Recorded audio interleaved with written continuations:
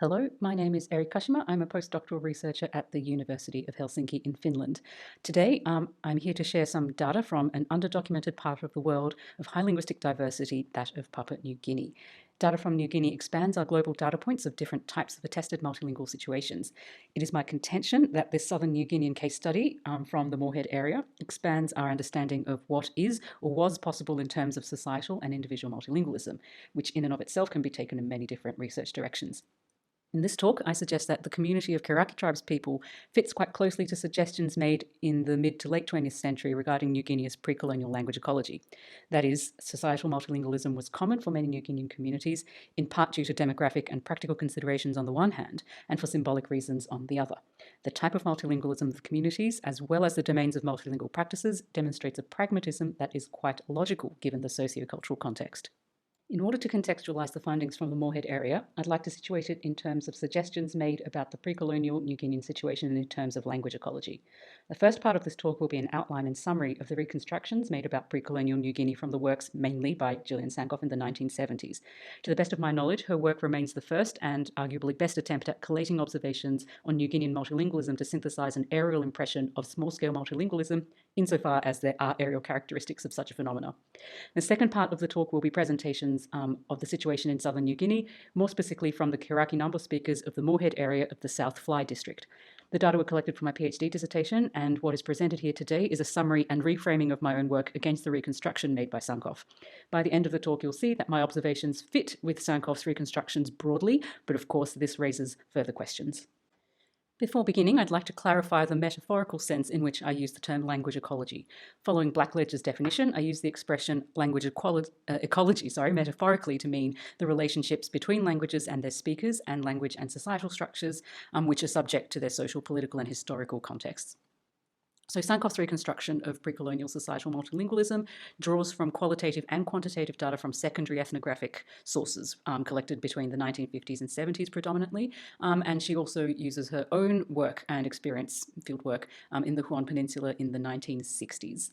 The quantitative data is mainly concerned with speaker numbers and demographic facts, whilst the qualitative data is predominantly based on ethnographic reports. These reports come from not only linguists, but from anthropologists and missionary workers. And the map that you see in the slide shows the approximate locations of Sankoff's data sources, and the size of the ellipses purely for visibility purposes, and the approximate geographic spread of where the speakers of these languages are based, rather than accurate scaling representation of a parameter such as population size.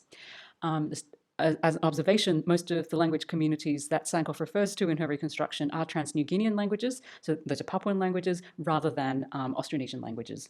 Sankoff noted a difference in the type of multilingual situations being described depending on the number of speakers of a language. So she notes, she roughly breaks up the types into very small with fewer than 1,000 speakers, small and the mid-range languages, and with the very large languages over 30,000 speakers. She notes that the observations for the very small languages, that is with fewer than 1,000 speakers, the communities seem to be multilingual by necessity, that individuals had high levels of multilingualism due to the sheer necessity of needing to get along with and communicate and interact with other language groups, people who speak other languages more predominantly for a variety of reasons. She relays that no reports of sex differences were observed in multilingual abilities from locations in the East and West Sepik and around the Madang area, or in Madang province, should I say. Of the other languages, so that is of the small, mid-range and large languages, Sankoff noted that, quote, very roughly, it appears that there has existed a fair amount of bilingualism in border areas and among the smaller or more isolated segments of any linguistic group, but that multilingualism is unlikely in the central areas of large linguistic groups. So in other words, for these groups, aside from the very small type, that we were likely to find societal multilingualism, individual multilingualism on the border areas of the geographical distribution. Sankoff identifies two domains where multilingualism appears to have been very prevalent. So one is the space of marriage, where you have active or passive forms of multilingualism. So she observes from the reports that intermarriage with groups that spoke different languages seemed to have been a virtual necessity for the members of those very small language groups of under 1,000 speakers. Marriages occurred across language groups, particularly in border areas with larger languages, where linguistic differences didn't seem to constitute a barrier to marriage for those language groups over 1,000 speakers. Trade being a domain of active multilingualism rather than that of passive multilingualism. And unlike the very small languages where you didn't have reports of sex differentiation in multilingual abilities, it was observed that for these languages with more than 1,000 speakers, in the domain of trade, there did seem to be a sex bias in favour of men with respect to bilingualism, that men would be bilingual in the languages spoken in the villages that they traded with. This is likely a reflection of trade being a domain where men were more active than women, and the sex bias in multilingual ability being a reflection of that. Sankoff suggests that there may have been a lot of passive bilingualism in pre-colonial New Guinea, possibly so because of the dialect chain characteristics of New Guinean languages. So the passive bilingualism, the ability to understand the language that's being spoken to you, which you may not yourself be able to speak, but it's difficult to tease apart the origins or the reasons for the passive bilingualism. It could be because of the dialect chain characteristics that one is able to comprehend what's being said because it is a closely related language. Or the passive bilingualism could be because one grew up speaking that language themselves, for example, and the dialect chain characteristics makes it difficult to tease this apart. Sankoff also suggests that multilingualism was highly valued in the area, in pre-colonial New Guinea. This is based on observations that come from the highlands, but also based on her own work with Buang Mapo speakers in the Huon Gulf. So here is a simple summary of Sankoff's main points. I won't read through these in the interest of time, and we will revisit these at the end of the talk when we compare it against the data I collected in Southern New Guinea. Sankoff's reconstruction can best be summarised and characterised by her own words shown in the final dot point. Quote, "It would appear that the best reconstruction we can make of the pre-colonial sociolinguistic situation is one in which the basic relationship of language and dialect was a socially symmetric one. Language was viewed as being essentially pragmatic, a means to communicate with natural or supernatural beings, whether local or foreign. People learned and used language as a function of their personal exposure and interest." Now we'll move on to the second part of the talk, presenting the case study from Southern New Guinea, more specifically from the Morehead area. So this map shows the southern part of the island of New Guinea, which is sometimes called the belly of the bird, and you may see faintly in the map that there is a geographic border running north to south. So on the western side you have Indonesia, and on the eastern side you have the nation of Papua New Guinea. The orange area you see is where the Yam family, speakers of the Yam family are distributed, roughly geographically speaking, and that's our target area. So this southern area of Papua New Guinea will limit, since the Kiraki Nambo speakers are on the Papuan side, have managed to retain many aspects of its pre-colonial language ecology due to the relatively recent presence of colonial influence in the mid-late 20th century. To this day, Morehead is remote from the administrative centre, and only now are some speakers gradually incorporating Tok Pisin into their linguistic repertoires. So this makes the Morehead area one of the few places on Earth where we can still somewhat study the dynamics of a pre-colonial New Guinea. In other words, it gives us an opportunity to document the dynamics of a multilingual language ecology without the influence of megalanguages, of modern megalanguages, let's say. Now let's zoom into the Morehead area. On the map, you can see dots, and I've coloured out the areas where Nambo is predominantly spoken. So each dot represents a village, and we have two colours here, the brighter orange and the paler orange, which I'll talk about as I introduce the Nambo speech community. So the Kiraki tribes people describe themselves as owners of the Nambo language. So the moniker of Nambo speaker reflects this in part. So Nambo is a Yam language, formerly known as the Morehead Upper Maro family. It's part of the Nambu branch, confusingly. And within the Nambu branch of languages, we have about 6 languages identified and classified. Within Nambo, we have 2 tribal dialects. So we have Kiraki Nambo on the one hand and Yardane Nambo on the other hand. So the map there, the dense orange, shows the villages that the Kiraki Nambo speakers are predominantly based, and the paler orange are the villages that belong to the Yardane Nambo speakers. So Since the moniker of Number speaker is associated with a tribal identity, we may say that the emblematic speakers of Number, you've got about 1,000, but the total number of speakers of Kiraki Number was much higher because it is a multilingual area. So that there's really no good way to estimate the total number of speakers, but probably at least double the number of emblematic speakers. This is an area of low population density with approximately 0.5 persons per square kilometre.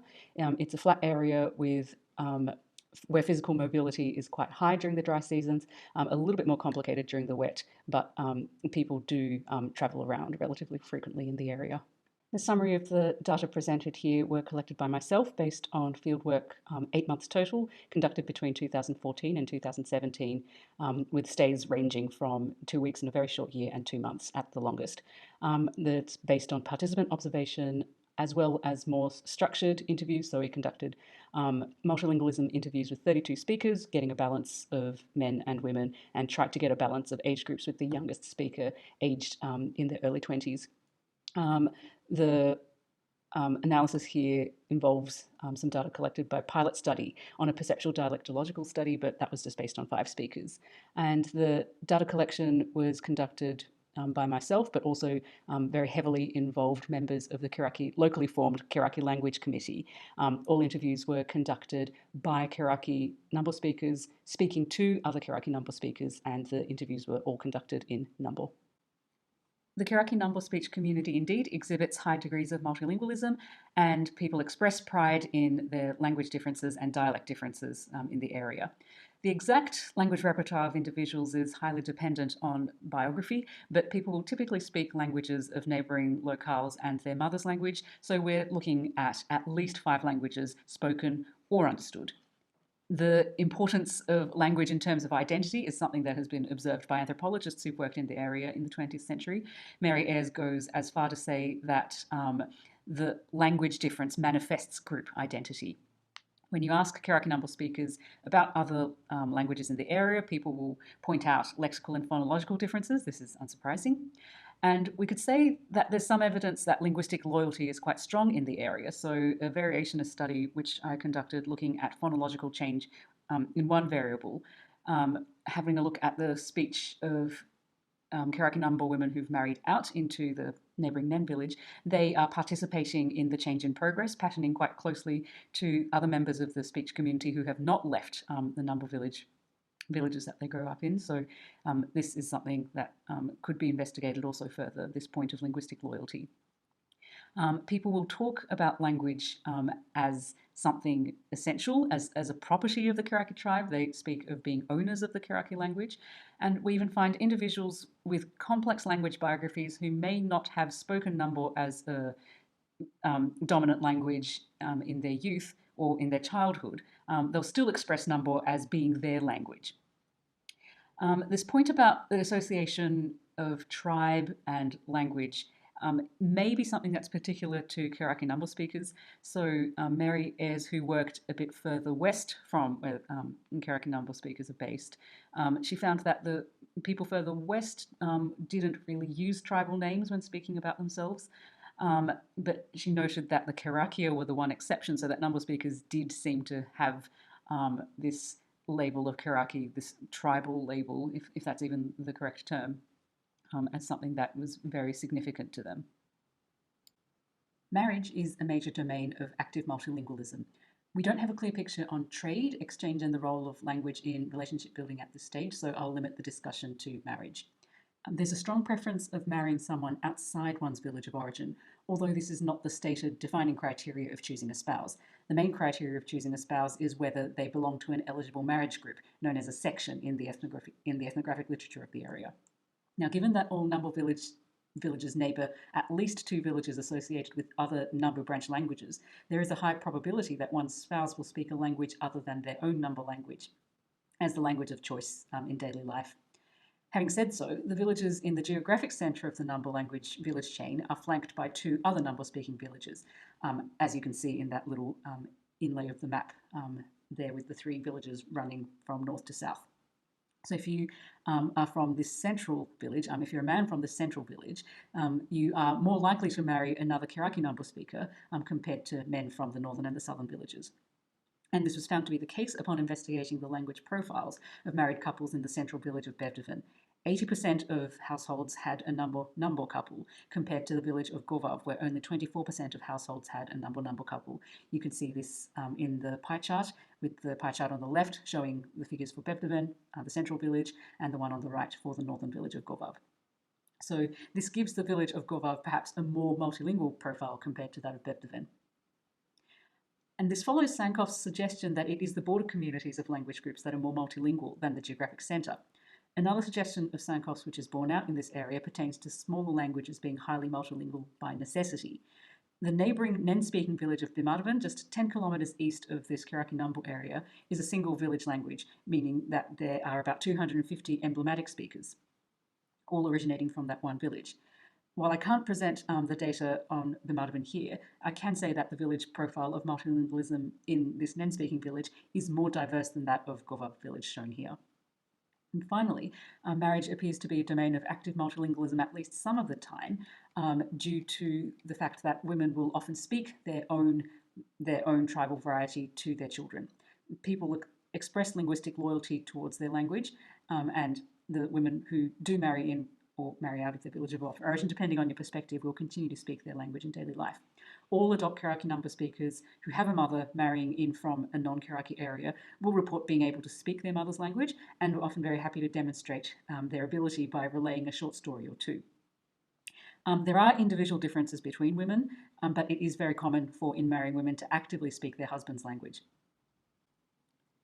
Kirakinambo speakers report what can be taken as both active and passive forms of multilingualism.